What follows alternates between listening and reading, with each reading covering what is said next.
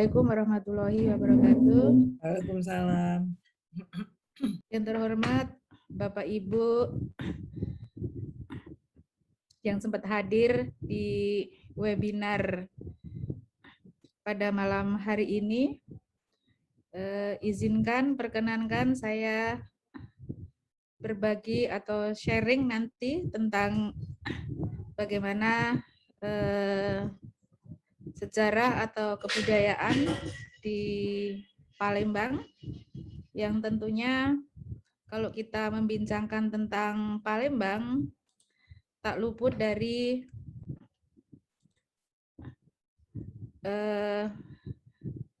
Jawa.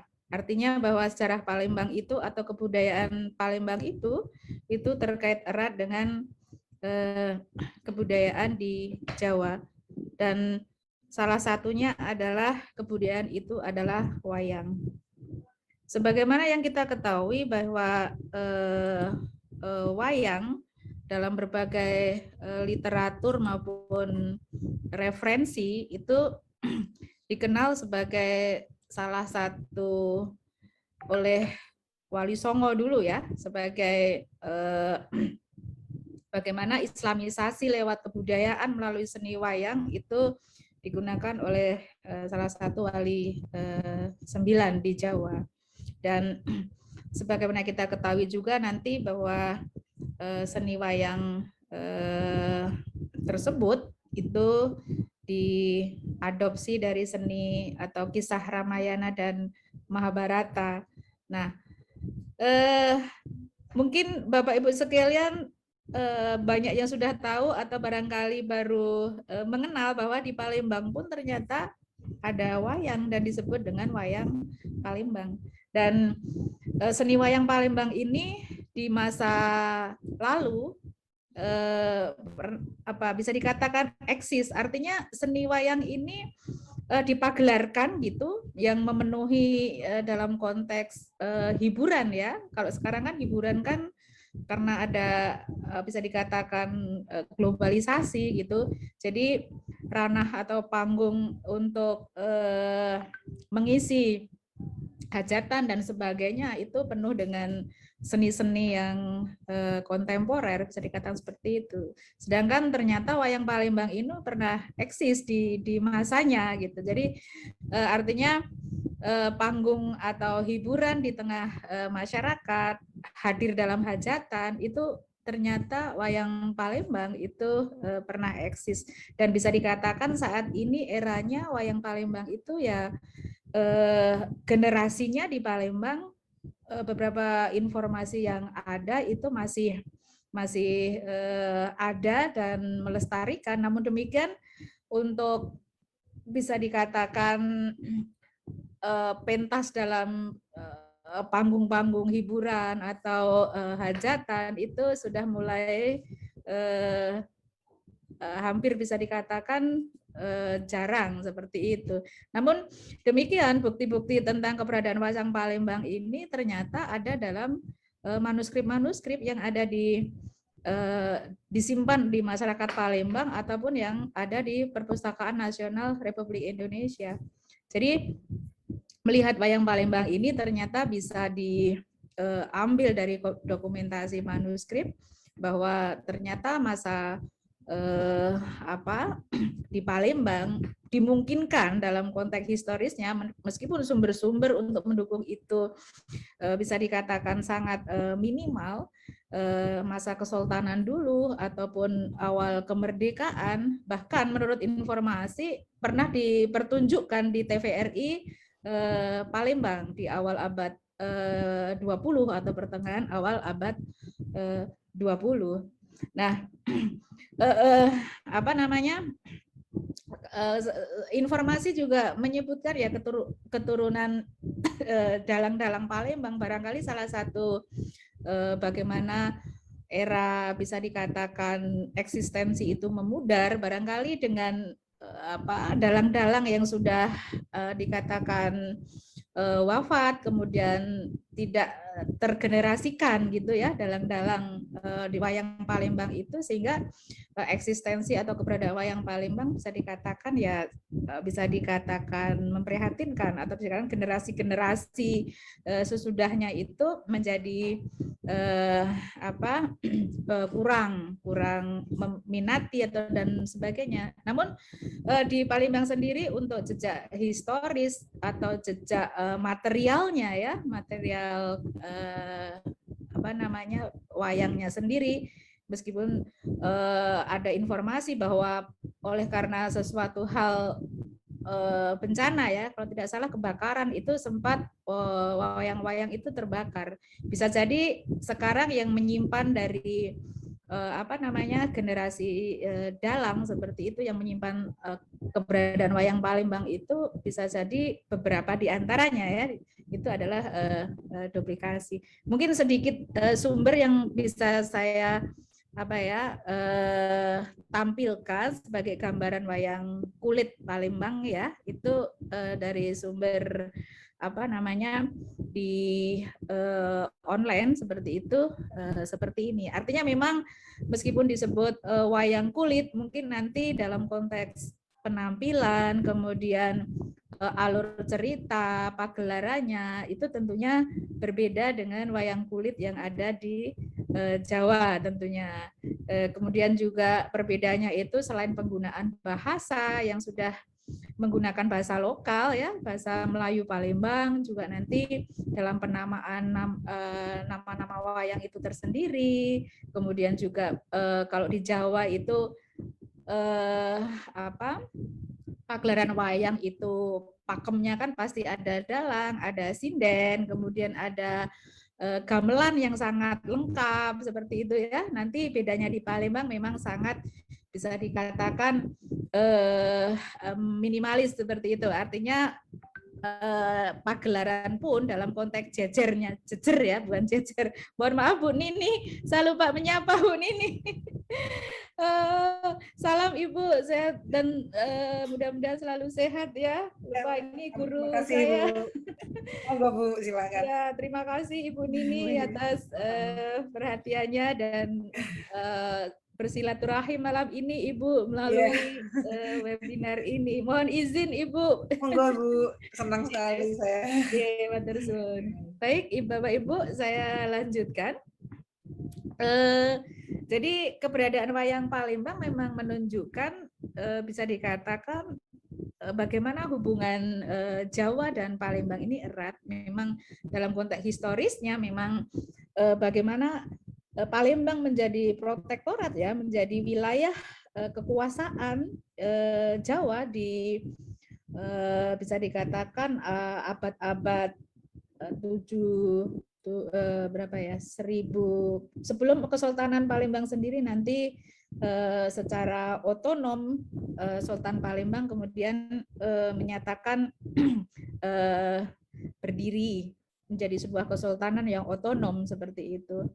Jadi budaya atau bisa dikatakan akulturasi ya, ternyata Jawa di Palembang, atau kalau Bapak Johan Hanafiah itu bisa dikatakan budayaan Palembang itu ya Melayu Jawa atau Jawa Melayu.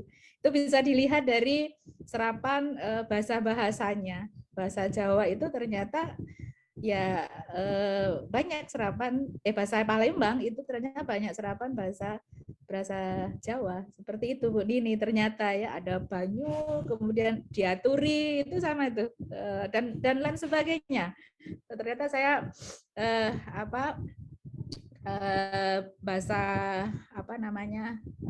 Palembang asli itu justru seperti itu. Artinya bagaimana kita menunjukkan interkoneksi ya, artinya atau sebuah hubungan antara budaya Jawa dan Palembang ternyata membentuk sebuah kebudayaan yang disebut kebudayaan Palembang itu, sehingga wayang dalam konteks seni pertunjukan itu disebut juga seni wayang Palembang.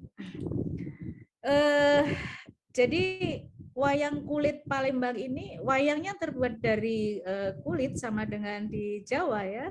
itu hampir sama, bahwa seni wayang Palembang itu ditata ya, ditata. Mungkin nanti dari segi pewarnaan ya, tokoh-tokoh itu mungkin karena Palembang itu mempunyai dalam konteks mungkin dominan Melayu, mungkin ada warna-warna lokal yang membedakan dengan simbolis pewarnaan di Jawa. Nah, untuk kajian lebih lanjut mungkin belum sampai di sana atas simbol warna dan sebagainya. Namun demikian secara kalau kita lihat kasat mata itu ada salah satu mungkin yang menjadi perbedaan. Jadi wayang Palembang ini meskipun bisa dikatakan sumber-sumber historis sangat minim sekali, Bu Nini, terhadap kalau kita dikatakan sejak kapan wayang Palembang itu ada gitu. Kemudian siapa yang membawanya, ya, siapa bisa eksis. Yang jelas kalau Bu Nini barangkali ada apa yang disebut teori difusi ya, budaya itu bisa berpindah, itu pasti ada agen yang membawa. Bisa saja manusianya itu memang berpindah tempat oleh karena adanya perkawinan atau karena ada apa istilahnya taklukan, penjajahan dan sebagainya, pasti mereka membawa kebudayaannya. Nah, ketika kebudayaan itu kemudian ketika wilayahnya adalah wilayah baru yang di situ juga sudah ada kebudayaan, tentunya apa yang disebut pembauran atau akulturasi itu pastinya ada. Jadi untuk melihat sejak kapan, kemudian siapa pembawanya, memang sangat minim sekali untuk bisa dikatakan sumber ini kredibel, otentik. Itu kalau bagi sejarawan memang apa istilahnya, artinya petunjuk itulah sementara yang kita yakini sebagai asumsi bahwa bisa jadi itu adalah apa istilahnya itu periode atau kapan seni wayang ini ada di Palembang. Intinya bukti-bukti secara pastinya seperti kredibel seperti itu sangat minim sekali adanya ketika kita ditanya sejak kapan wayang Palembang itu ada. Nah, sebagai petunjuk memang ada beberapa bisa dikatakan peninggalan yang masih bisa dijumpai. Salah satu contohnya adalah naskah cerita wayang. Keberadaan wayang Palembang sebenarnya memang pernah eksis ya di masa lalu atau bisa jadi masa Kesultanan. Jadi Bu Nini di PNRI itu tersimpan naskah wayang Palembang dan di situ dalam kolofonya disebutkan bahwa itu orang Palembang gitu yang menulis manuskrip itu gitu di dalam dan uniknya lagi Bu Nini bahwa manuskrip itu bisa dikatakan kompilasi, artinya di situ ada dua teks yang teks bagian pertama itu menunjukkan ada cerita wayang Palembang ya, kemudian teks lainnya ternyata tentang informasi tentang syarikat Islam Bu malahan. Nah ini mungkin menarik ini bagi, dan saya pernah sudah belum membacanya secara penuh, tetapi memegang manuskrip dan melihatnya itu sudah saya lihat seperti itu. Jadi asumsinya adalah bahwa masa Kesultanan Palembang itu era itu mungkin bisa saja eksis, dan yang mendukung lagi kan dikenal juga bahwa Sultan Palembang itu kan senang dengan seni, sehingga SMB 2 itu kan dikenal dengan menciptakan syair-syair ya, yang paling terkenal itu kan syair Burung Nuri Bu Nini, itu ada di manuskrip kalau tidak salah juga tersimpan di PNRI kalau tidak salah ya. Jadi mungkin Sultan dulu kalau sekarang kan sudah era ini ya banyak hiburan gitu. Nah barangkali dulu seni sastra dalam konteks syair dan sebagainya itu sebagai cerikatan apakah kalangan keraton dulu juga bahwa seni sastra itu betul-betul produktif seperti itu ya, dan banyak bukti kalau Sultan Mahmud Badarudin kedua itu ternyata mengagumi atau bisa dikatakan malah menghasilkan karya seni sastra, dalam hal ini adalah syair-syair seperti itu. Jadi selain di PNRI, ternyata di Museum Balaputra Dewa atau Museum Sumatera Selatan, Bu Nini, itu juga ada manuskrip tentang wayang seperti itu. Dan menurut katalog naskah Palembang itu beberapa masyarakat ya, nanti ada beberapa itu sampai sekarang mereka masih menyimpan tentang bisa dikatakan jejak yang kebudayaan, dalam hal ini adalah seni wayang kulit di Palembang. Kemudian jejak bisa dikatakan material ya, itu generasi dalang ya atau keturunan itu juga masih bisa dikatakan dijumpai sebagai pembuktian secara historis bahwa eksistensi wayang Palembang itu ya pernah eksis di Palembang seperti itu. Kemudian ada satu informasi juga Bu Nini bahwa di Royal Asiatic Society di Inggris, koleksi Raffles ya, itu ternyata juga menyebutkan beberapa naskah wayang yang tersimpan di sana, dan berdasarkan catatan di dalam manuskrip tersebut itu ada salah satu naskah yang dimiliki oleh putra mahkota Sultan Mahmud Bahauddin. Ya, Sultan Mahmud Bahauddin, yakni Sultan Mahmud Badarudin, seperti itu. Meskipun saya juga nggak tahu manuskripnya seperti apa, ini hanya sebagai referensi dari katalog seperti itu ya terhadap ini. Terus masalah pertunjukan, kemudian apakah pertunjukannya sama atau beda dengan yang wayang kulit di Jawa? Tentunya pertunjukan wayang Palembang bisa dikatakan tidak jauh berbeda, tapi juga sebenarnya berbeda, mungkin dari segi durasi waktu, kemudian durasi pakem dalam alur cerita gitu ya oleh dalang itu, kemudian juga tidak ada sinden dan sebagainya, kemudian alat gamelannya juga yang tidak sebanyak di Jawa itu sebagai pembeda. Dan yang paling beda juga penggunaan bahasa oleh dalang tersebut, tentunya menggunakan bahasa Melayu Palembang seperti itu. Kemudian untuk cerita wayang, beberapa lakon itu kalau bisa dilihat dari yang manuskrip itu tak jauh beda, yang memang disadur dari kisah Ramayana dan Mahabharata seperti itu. Khasnya wayang Palembang memang terkesan jauh dari sumber aslinya ya, tetapi ketika diikuti lakon atau motif ceritanya tetap saja sama dengan wayang Jawa. Jadi meskipun ada semacam bisa dikatakan bedanya seperti itu, tapi kalau diikuti sebenarnya juga lakon itu tak jauh beda dengan ya sastranya ya Ramayana dan Mahabharata seperti itu. Jadi wayang Palembang diiringi oleh seperangkat gamelan berlaras pelok dengan caturan atau gending yang memiliki bentuk dan harmoni yang telah diolah sesuai budaya Palembang. Kalau saya saksikan di YouTube Bu Nini, itu alatnya sederhana sekali. Jadi kalau di Jawa itu kan ada kempul, ada saron, ada gong, ada gender, ada kendang, kan sangat banyak kompleks sekali seperti itu. Nanti di Palembang itu sangat sederhana, artinya hanya kalau yang saya ingat ya itu saron sama yang dominan gong ada, tapi tidak sebanyak atau lengkap pagelaran wayang di Palembang. Mohon maaf kalau di antara Bapak Ibu sekalian yang bisa dikatakan referensi tentang laras pelok, laras lendro, mungkin saya bisa belajar juga. Saya dulu pernah belajar ini, tapi udah lupa. Pelok itu apa, selendro apa. Kemudian juga pernah belajar sinden.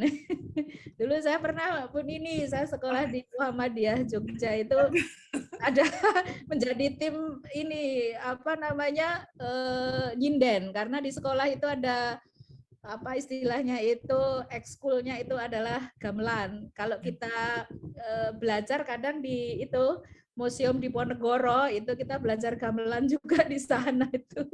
Jadi masih inget-inget nyinden itu seperti apa. Jadi nanti ada apa namanya laras-laras terkait dengan itu. Baik Bapak Ibu, saya lanjutkan bahwa tentunya wayang Palembang ini diteruskan generasi secara turun temurun, artinya apa namanya pewarisannya itu turun temurun oleh dalang ya, dan yang era tahun apa bisa dikatakan awal abad 20 ada dikenal dalang namanya Ki Agus Rusdi Rashid. Nah, kemudian saya lanjut.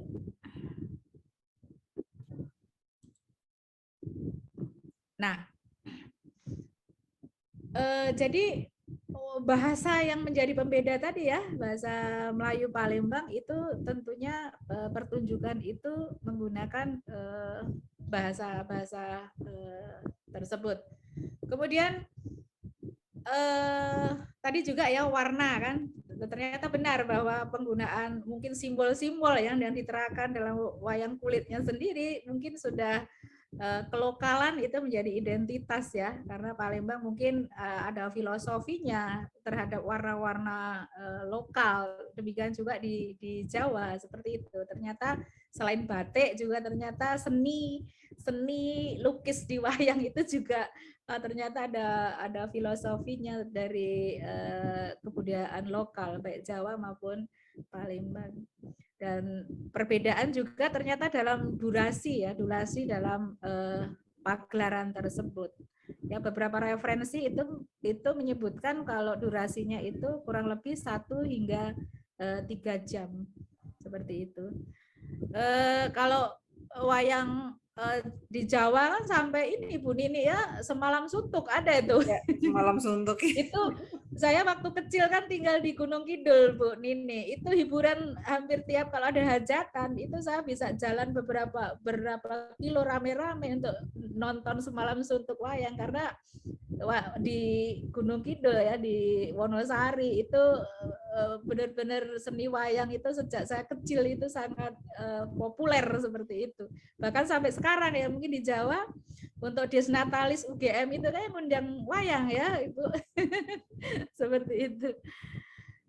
Kemudian juga itu tadi yang sudah saya sebutkan bahwa sinden itu tidak dikenal Bu Nini di wayang kulit Palembang ini. Nanti nyanyian sebagai awal pembuka itu nanti dinyanyikan rame-rame oleh pelakon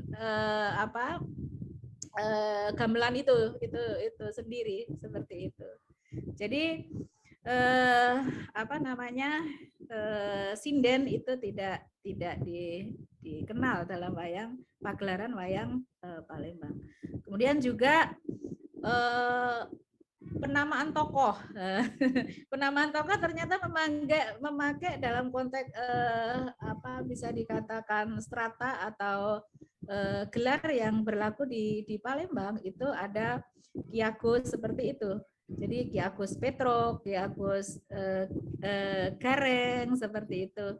Jadi atau nanti juga ada sebutan Wak gitu. Wak di sini Wak tuh ini apa ya? Paman ya, Suryo ya, betul enggak? Paman atau Pak D. Ya, Pak D rasanya kalau Wak itu. Wak Wak Hatta atau Wak siapa gitu. Kemudian juga apa namanya lakon-lakon dalam wayang Palembang.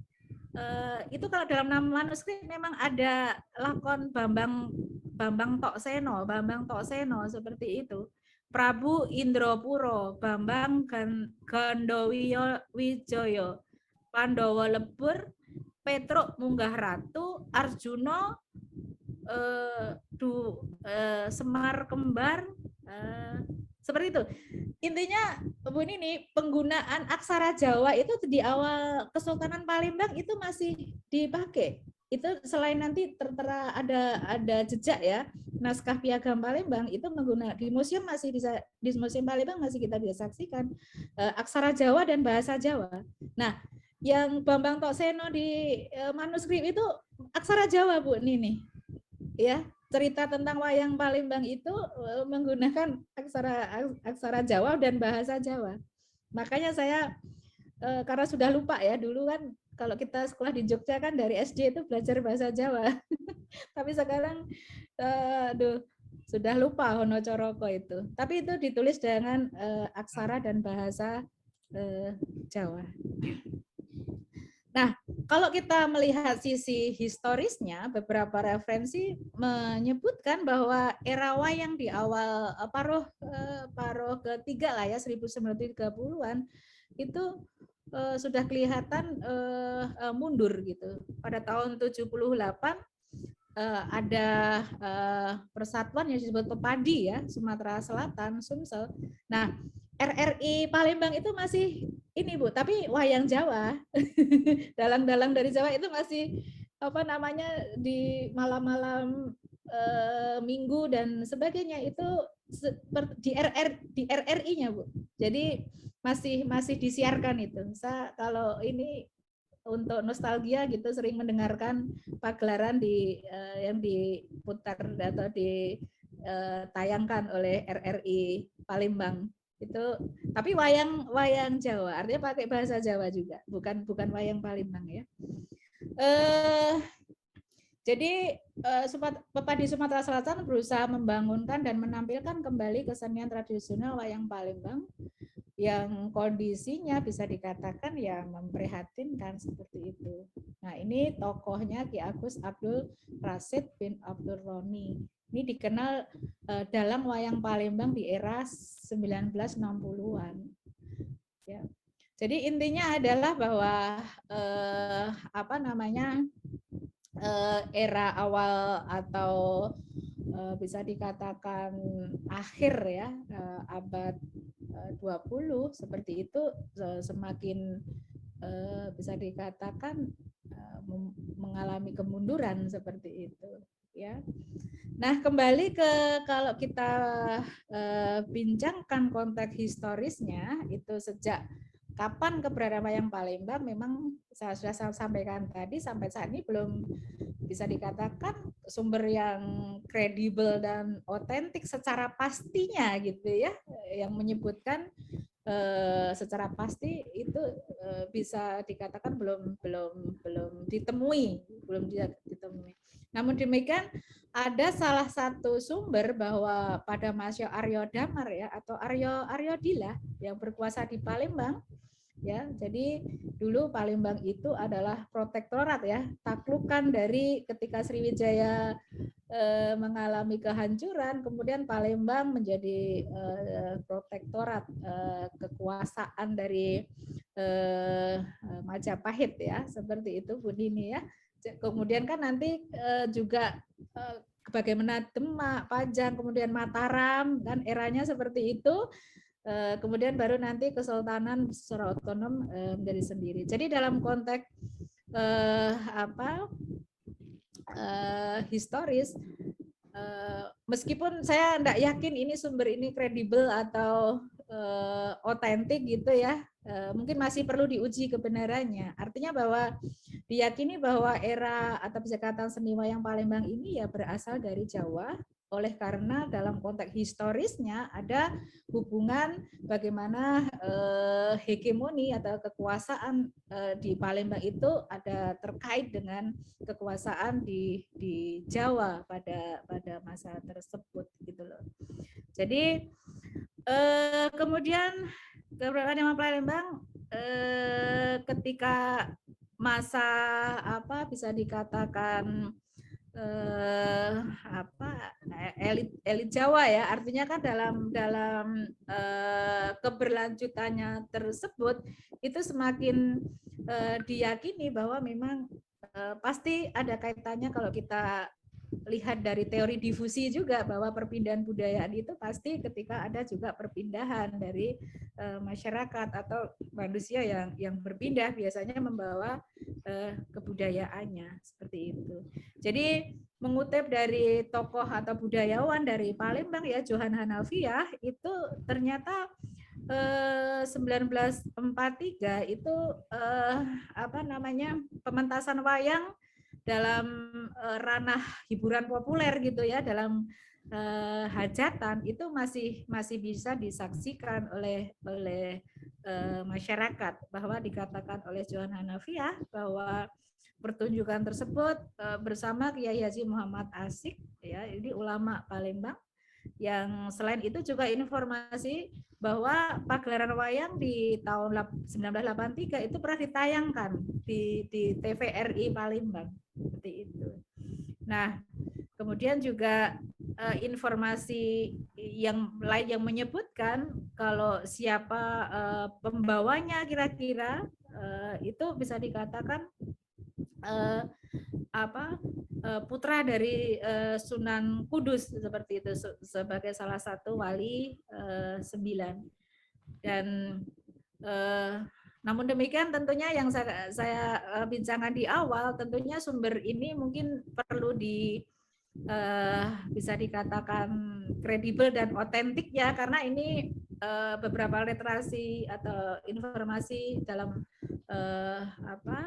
dalam buku ya, referensi yang menyebutkan itu sebagai bisa dikatakan kalau kita konteks penyajian historiografi gitu mungkin perlu diuji keotentikan dan kekredibelan terhadap atau bukti-bukti lain yang mendukung terhadap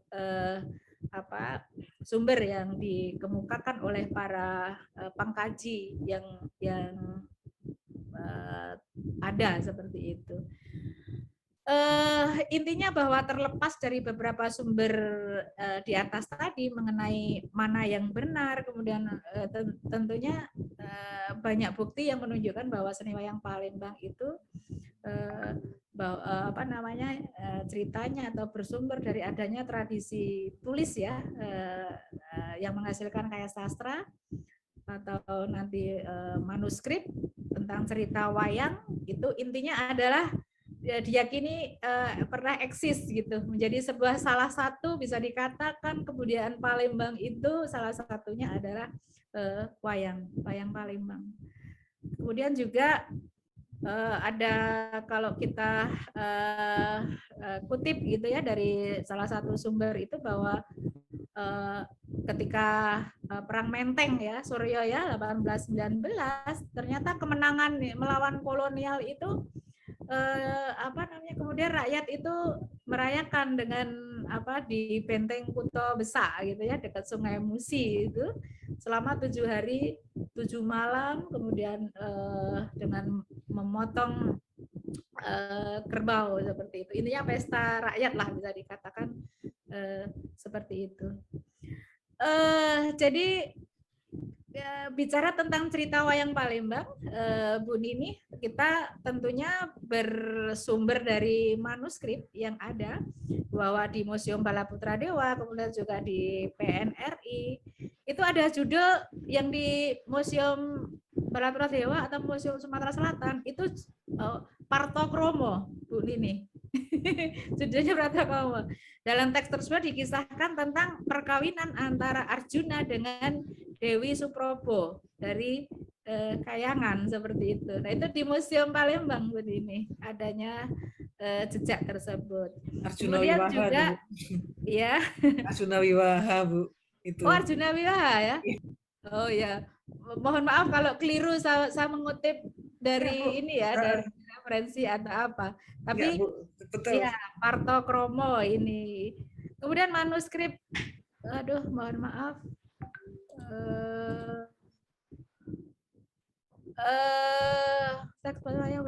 Ya Bambang Toksena tadi ya sudah saya sebutkan. Namun demikian juga itu tadi yang kompilasi ya, ada teks itu ternyata tentang syariat Islam dan teks ketiga itu cerita wayang juga yang bisa dikatakan pakai aksara Jawa ya dan bahasa Jawa itu Bambang Gondowardoyo seperti itu. Nah, dalam naskah tersebut kemudian saya singkat saja bahwa kolofon ya tadi ya dalam naskah kompilasi itu seperti ini. Tamat kepada tanggal 3 bulan Jumadil Awal malam Ahad jam 3.30 adanya pada pukul tahun 1336 adanya, maka adalah yang mengarang ini yaitu Kemas Ahmad pada kampung Tiga Ulu adanya. Seperti itu. Nah, berdasarkan katalog naskah Palembang ya, ternyata masyarakat Palembang juga menyimpan manuskrip atau naskah wayang Palembang itu. Di antaranya adalah Hikayat Pandowo Limo. Itu disimpan oleh Raden Haji Muhammad Akib. Nah, ini referensinya adalah katalog naskah Palembang ya. Kemudian ada Hikayat Jatuhnya Negeri Pandowo. Kemudian juga ada cerita wayang. Nah, intinya adalah bahwa jejak manuskrip ini mendukung atau sebagai pembuktian bahwa era wayang Palembang itu ternyata bisa dikatakan eksis pada masanya tentunya sebagai sebuah seni atau hiburan yang kehadirannya mengisi ruang-ruang publik seperti itu dalam hajatan maupun dalam pertunjukan dalam konteks di masyarakat Palembang seperti itu. Kemudian mungkin ini Mas moderator, Mas Suryo Arif Wibowo dan ya, Bu Ini serta Bapak Ibu sekalian yang ada di forum webinar kali ini. Mungkin ini sekelumit yang bisa saya sampaikan karena ini saya buat PowerPoint sore tadi sangat kilat seperti itu. Adapun hal-hal yang mungkin ada salah tera atau salah bisa dikatakan referensi dan sebagainya, mungkin itu karena kesalahan saya dan keterbatasan saya. Barangkali untuk itu mungkin nanti bisa saling melengkapi informasi, itu mungkin yang bisa saya sampaikan dan saya mohonkan seperti itu. Mungkin kurang lebihnya ini saja yang bisa saya sampaikan, kurang lebihnya saya mohon maaf dan saya akhiri. Assalamualaikum warahmatullahi wabarakatuh.